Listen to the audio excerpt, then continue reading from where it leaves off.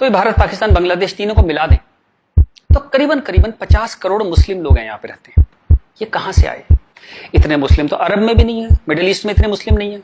इस देश में पारसी भी आए, बुद्ध हैं, राजपूत हैं, सिख हैं, बहुत कौमें हैं, ये क्यों नहीं हो गए 50 करोड़? इस क्वेश्चन का क्या आंसर है? फिर एक दलाल टाइप के जो लोग हैं उन्होंने एक नया नैरेटिव स्टार्ट किया। ये पिछले 25-30 साल से ज्यादा जोर पकड़ा इस नैरेटिव ने, 20-25 साल से, कि ये प्यार से कन्वर्ट हो गए। ये हिंदू ही थे, प्यार से कन्वर्ट हो गए। वेरी गुड, वाह। ये कहा गया सूफी संत आते थे, दरवेश फकीर वकीर आते थे और लोग प्यार से कन्वर्ट हो गए। मैं आपको एक एग्जांपल देता हूं। जैसे हमारा एक बहुत बड़ा देश था, ऐसे एक बहुत बड़ा देश था पर्शिया। वहां पारसी रहते थे और वो कलाओं में, ट्रेड में, एजुकेशन में बहुत ऊपर देश था। उसकी वो पूरी सिविलाइजेशन बहुत हाई पे थी।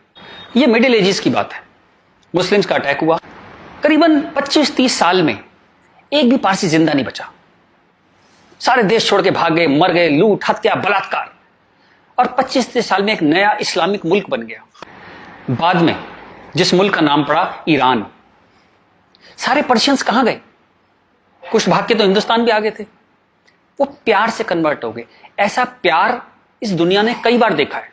अफ्रीका में, एशिया में ऐसा प्यार 25-30 कंट्रीज ने बर्दाश्त किया है और वो 25-30 कंट्री टोटल इस्लामिक बन गए।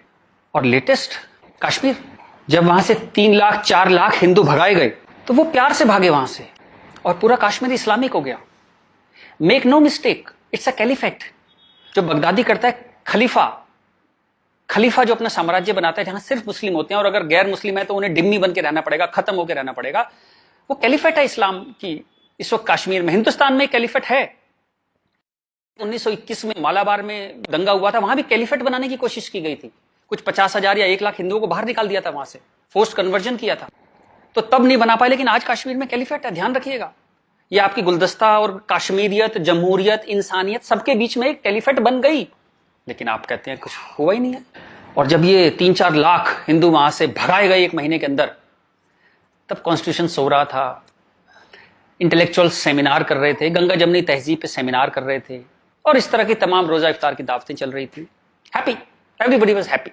और जो पूरी तरह इस्लामिक नहीं बना, उसके टुकड़े हुए, जैसे हिंदुस्तान के टुकड़े हुए, सूडान के टुकड़े हुए, और आपकी और हमारी जिंदगी में, हमारे लाइफ टाइम में स्वीडन के टुकड़े होंगे। आज से 15-20 साल के अंदर स्वीडन टूट जाएगा।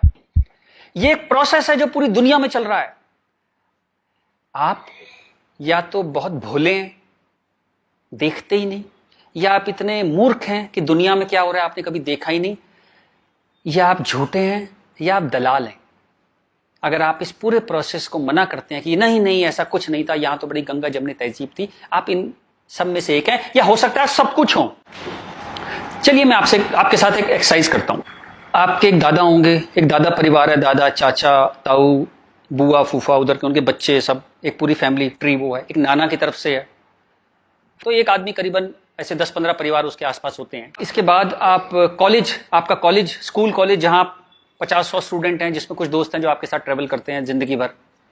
फिर आपका मोहल्ला, आपकी कॉलोनी, वहां भी आप 10-20 परिवारों को जानते हैं। यूं कहें एक आदमी मोटा मोटा 700-800 1000 लोगों की खबर उसको होती है, डायरेक्ट खबर, चाहे मिले ना, कि कोई बहुत दूर रहता है, लेकिन हाँ पता लगता है उसकी शादी हो गई, उसके बच्चा हो गया, डेथ हो गई, कुछ बहुत अच्छा हो गया, बहुत बुरा हो गया, खबर आ जाती है कहीं ना कहीं से।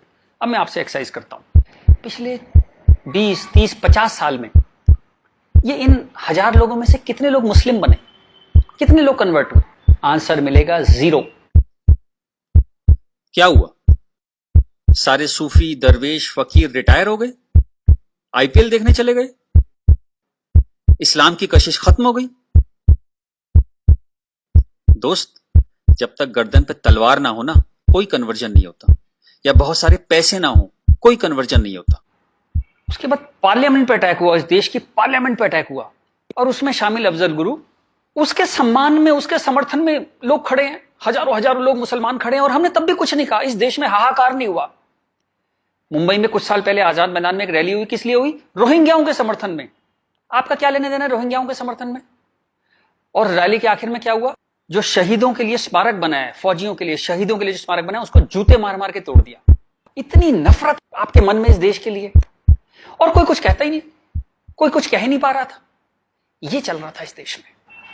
तो ये जो एक हेट है, ये इन दोनों कौमों में रही, और वो एक हेट, वो एक नफरत जो थी, वो कभी it never became a past history, distant history, कभी नहीं हुआ। वो रोज रहा।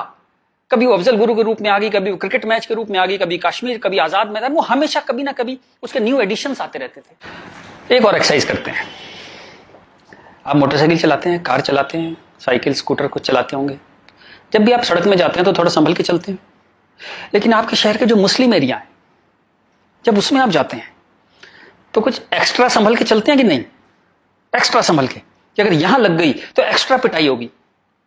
वो जो फियर है आपके अंदर, वो जो डर है, वो कमाल की चीज है, जिसको देश कहता है नहीं, एक सिस्टम कहता है नहीं, लेकिन आपके अंदर है, करोड़ों लोगों के अंदर है, 100 करोड़ लोगों के अंदर है वो डर।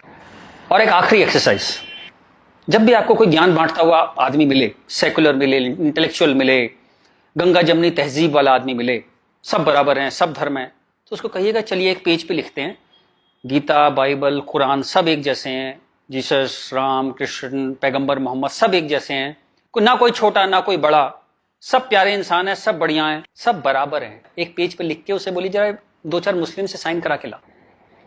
ऐसी ची की आवाज आएगी उस इंटेलेक्चुअल की, आपके पास जिंदगी में दोबारा नहीं आएगा। वो एक मुसलमान के साइन नहीं करा सकता इस बात पे।